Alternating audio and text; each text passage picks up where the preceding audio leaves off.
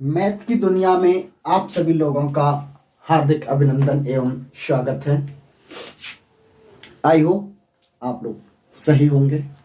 इसी उम्मीद के साथ आज का नया टॉपिक है वो है संख्या पद्धति। इसे हम जीरो से लेकर स्टार्ट करेंगे और इसे हीरो बना देंगे ले जाके। जीरो से स्टार्ट करेंगे और हीरो तक ले जाएंगे। इसके लिए उम्मीद है आप लोग मुझे सपोर्ट करेंगे। आई होप आप लोग मुझे सपोर्ट करेंगे। Thank you.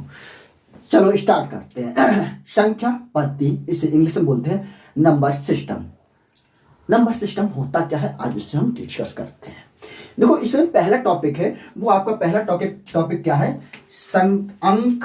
अंक और संख्याएं। अरे सर ये दोनों चीजें अलग अलग होती हैं।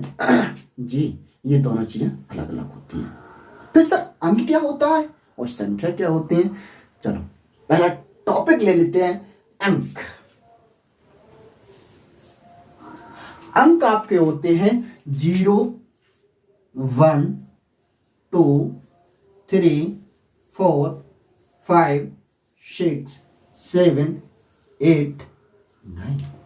ये सर ये अंक होते हैं जी। और सर फिर संख्या क्या होंगी। संख्या बेटा होंगी, संख्याएं को हम काउंट नहीं कर सकते, इसे कहेंगे अनंत होती हैं। संख्याएं क्या होती हैं, अनंत होती हैं। एक नंबर का आपका प्रश्न तैयार। अंक 0 से लेके 9 तक, संख्याएं इनफाइनाइट अनंत होती हैं। संख्याएं इनफाइनाइट अनंत होती हैं और अंक 0 से लेके 9 तक होते हैं। इसके बाद पहला आपका टॉपिक आएगा कि सर अंक का तो यहीं पर मैटर समाप्त हो गया। अब सर हमें संख्याओं के बारे में बात करें तो हम पहला हेडिंग डाल देंगे अब आपके लिए बेटा संख्याएं। संख्याएं क्या, इसे बोलते हैं नंबर्स। NUMVERS नंबर्स, इसे हम बोलते हैं नंबर्स। तो इसमें भी जो संख्याएं होती हैं वो कई एक प्रकार की होती है। पहली संख्या होती है प्राकृतिक संख्याएं। पहला जो नंबर होता है वो किसका होता है, प्राकृतिक संख्याएं, जिसे नेचुरल नंबर कहा जाता है। प्राकृतिक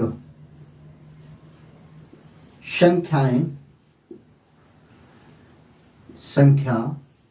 दूसरा कहा जाता है पूर्ण प्राकृतिक संख्या। दूसरा कहा जाता है पूर्ण प्राकृतिक संख्याएं। पूर्ण प्राकृतिक संख्याएं।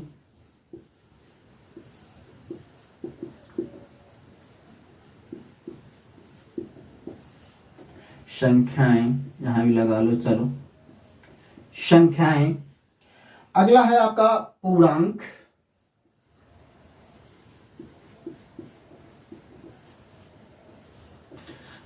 इससे अगला टॉपिक है आपका परमेय संख्याएं।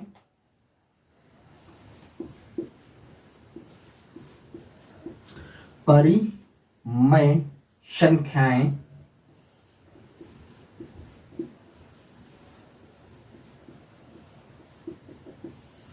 इससे अगला टॉपिक है आपका अपरमेय संख्याएं।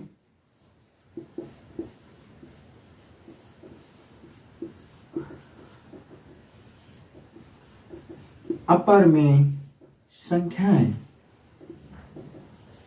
ये आपका क्या हो गया, संख्याओं के प्रकार हो गए। ये क्या हो गया, आपके संख्याओं के प्रकार हो गए।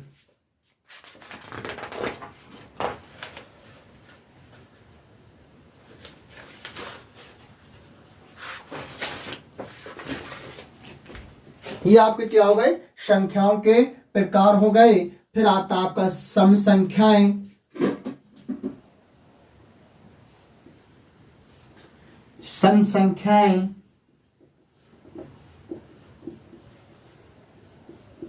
इसके बाद जब सम आ गया तो इसका विलोम क्या होगा, विषम संख्याएं।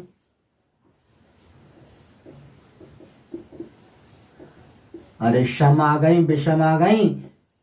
चलो आज से फिर अभाज्य हैं, सहभाज्य हैं, ठीक है। तो डिस्कस करते हैं कि पहले प्राकृतिक संख्याएं क्या होती हैं।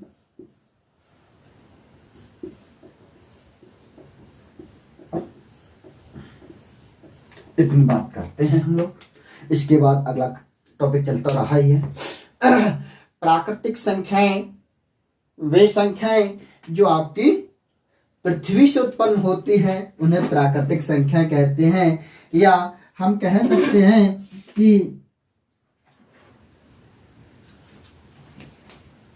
नेचुरल संख्या, नेचुरल नंबर क्या होती हैं, जिसे हम कह सकते हैं 1, 2, 3, 4, 5, 6, 7, 8, 9, dash dash dash dash dash. ये आपकी क्या होती हैं, प्राकृतिक संख्या होती हैं। मतलब जो संख्याएं होती हैं वो प्राकृतिक संख्या मतलब क्या होती हैं, इससे हम कह सकते हैं अनंत होती हैं। कितनी होती हैं, अनंत होती हैं। समझ में आया ना, ठीक है। फिर आता है पूर्ण प्राकृतिक संख्याएं। पूर्ण प्राकृतिक संख्या कैसे पैदा हुई, जैसे ही हमारे देश ने, भारत देश ने जीरो का आविष्कार कर दिया, ठीक तब हमारी संख्या को डिस्ट्रीब्यूट कर दिया गया पूर्ण प्राकृतिक संख्याएं। अब ये पूर्ण प्राकृतिक संख्या हो गई जिसमें जीरो लग जाएगा, 0, 1, 2, 3, 4, 5, 6, 7, 8, 9, ये हो जाएंगे पूर्ण प्राकृतिक संख्याएं। इसके बाद आपका आता है पूर्णांक। क्या आता है, पूर्णांक। पूर्णांक क्या होता है, पूर्णांक आपका होता है जिसमें आपका नेगेटिव नंबर और positive number with zero, zero के साथ में अगर आपका नेगेटिव नंबर और पॉजिटिव नंबर दोनों चलते रहते हैं, वहां पर वो आपको क्या कहलाता है, पूर्णांक कहलाता है। पूर्णांक जिसका पूर्ण अंक कट जाए पूर्णांक कहलाता है। जैसे मैं हम कहेंगे एग्जाम्पल के आधार पर हम बता सकते हैं कि -1, -2, -3, -4 ये रॉन्ग हो गया।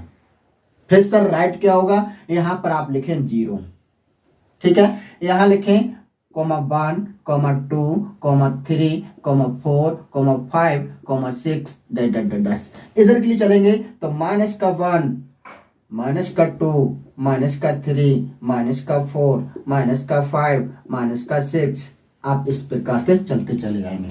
लेकिन सर आप ये बताएं कि हमने जब यहां से -1, -2, -3, -4, -5 लिया तो आपने इसे रॉन्ग कर दिया।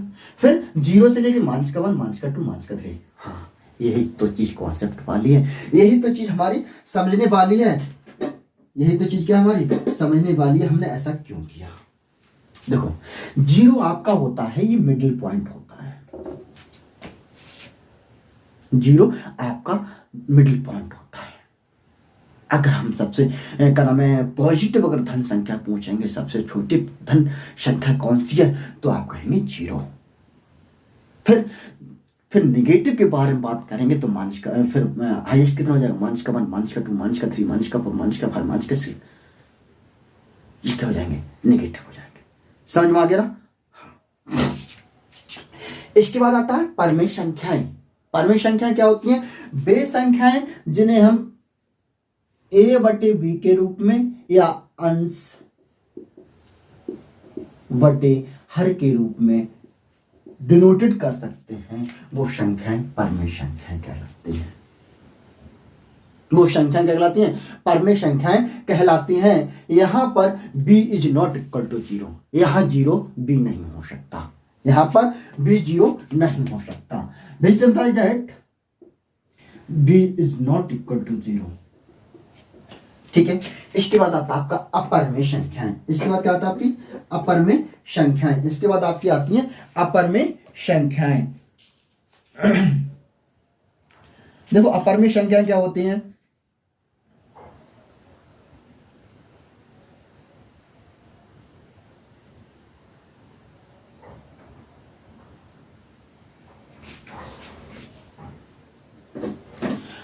अपर में संख्याएं क्या होती हैं?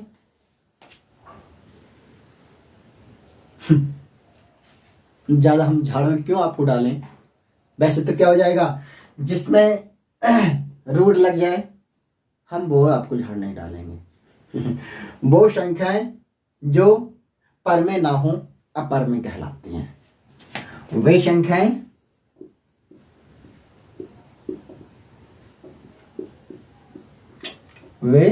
संख्याएं जो पर में ना हो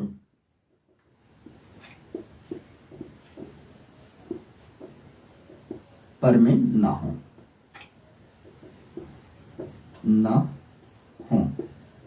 में कहलाएंगी।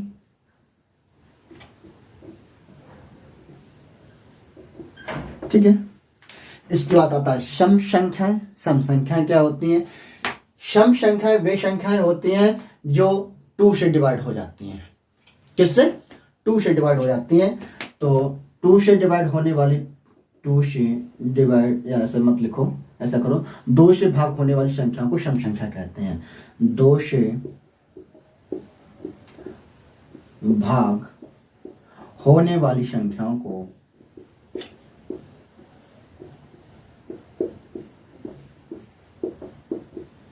संख्याओं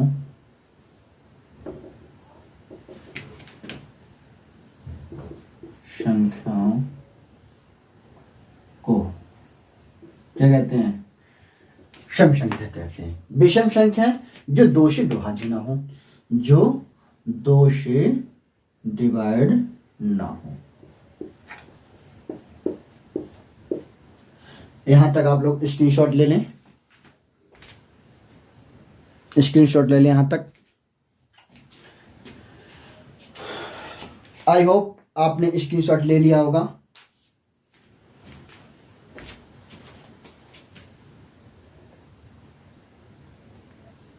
हाँ, बात चल रही थी आपकी अभाज्य संख्याएं। अभाज्य संख्याएं क्या होती हैं? वे प्राकृतिक संख्याएं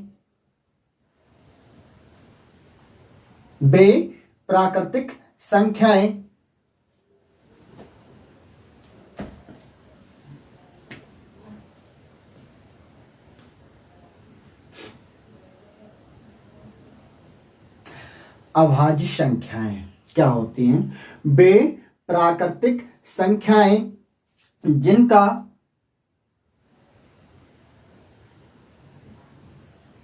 गुणनखंड कम से कम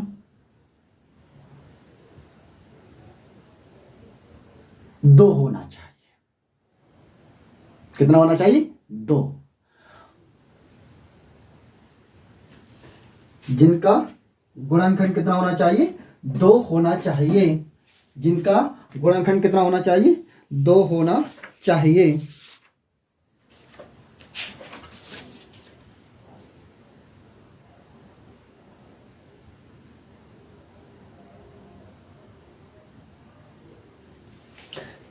जिनका गुणनखंड 2 होना चाहिए। एक तो इसमें इटसेल्फ स्वयं होना चाहिए और 1। जैसे मैंने एक एग्जाम्पल लिया, मेरे बताने का मैं क्या बताना चाह रहा हूं आप समझने की कोशिश करें। जैसे 2 लिया, 2 का अगर आप फैक्टराइज करेंगे, गुणनखंड करेंगे, तो इसका क्या हो जाएगा? 2 1 जा 2। तो इसका मतलब देखो क्या होगा, इसके अगर हम फैक्टर बात करेंगे तो 2, 1। इसमें क्या हुआ? वे अभाज्य संख्याएं जिनका कम से कम, वे प्राकृतिक संख्याएं जिनका कम से कम एक जो गुणनखंड है, फैक्टर है, वो 1 होना चाहिए। ठीक है। और इटसेल्फ वो संख्या स्वयं भी हो सकती है। क्लियर हुआ ना? ठीक। अगर कोई प्रॉब्लम हो, त्रुटि हो, तो मुझसे आप डिस्कस करें कमेंट बॉक्स में। फिर आता है सह अभाज्य संख्याएं। सह अभाज्य संख्या क्या होती है? सह मीन्स साथ में, अभाज्य मीन्स भाज्य हो। मतलब ऐसी अभाज्य संख्याएं या ऐसी प्राकृतिक संख्याएं जिनका मासा 1 हो, वो सह अभाज्य संख्याएं कहलाती हैं। जैसे मैंने लिखा 2, 5, 1। ठीक है। और मैंने लिखा 2, 6, 1। अब इसका अगर हम इन दोनों में कंबाइन करेंगे, दोनों राशियों में कंबाइन करेंगे, तो इनका जो मासापा आएगा वो कितना होगा, जब 1 होगा। तो ऐसी संख्याएं, ऐसी प्राकृतिक संख्याएं जिनका मासापा 1 होता है सह अभाज्य संख्याएं कहलाती हैं। कंफर्म हुआ? ठीक है। पूर्ववर्ती संख्याएं, पूर्व पूर्व पूर्व पूर्व मीन्स पहले की। जैसे मैं कहूंगा आप 100 की पूर्ववर्ती संख्या बताएं तो आप 100 में से 1 को सब्ट्रैक्ट कर देंगे तो सर कहेंगे आप कि 99 पूर्ववर्ती संख्या है। इसके बाद आपका आता है परिवर्ती संख्याएं। परिवर्ती संख्याएं क्या होती हैं? वे संख्याएं पर मीन्स होता है हे भोलेनाथ, हे बाबा, हे गुरुदेव, मेरी नैया को पार कर दो। पार मीन्स आगे निकाल दो, आगे निकाल दो मीन्स परिवर्ती। परिवर्ती मीन्स क्या हो जाएगा? जैसे मैं कहूंगा 99 का परिवर्ती ज्ञात करेंगे तो 99 में आप 1 को ऐड कर देंगे तो 100 हो जाएगा। कितना हो जाएगा? 100 हो जाएगा। और हम कहेंगे कि ऋणात्मक संख्या क्या होती हैं, तो हम आप कहेंगे सर जी, हम कहेंगे हाँ बच्चों, तो आप कहेंगे संख्याएं रेखा पर, संख्या रेखा पर 0 से बाईं ओर, बाईं ओर की संख्या को 0 से बाईं ओर की संख्या को, बाईं ओर की संख्या को, बाईं ओर की संख्या को, बाईं ओर की संख्या को हम क्या कहते हैं? ऋणात्मक संख्याएं, नेगेटिव नंबर कहते हैं, नेगेटिव नंबर कहते हैं, नेगेटिव नंबर कहते हैं। जैसे ये हमारी क्या है, एक कोई नंबर सिस्टम है, -1, -2, -3, -4, ये सब क्या है? ऋणात्मक संख्या है। आज संख्या पद्धति का सिस्टम यही पर समाप्त होता है। इसके आगे हम नया भाग बना के लेके आएंगे नंबर सिस्टम का। उसमें कोशिश ये करेंगे कि आपका कुछ नया ही मिले। धन्यवाद। आई होप आप लोग मुझे सपोर्ट करेंगे। Thank you.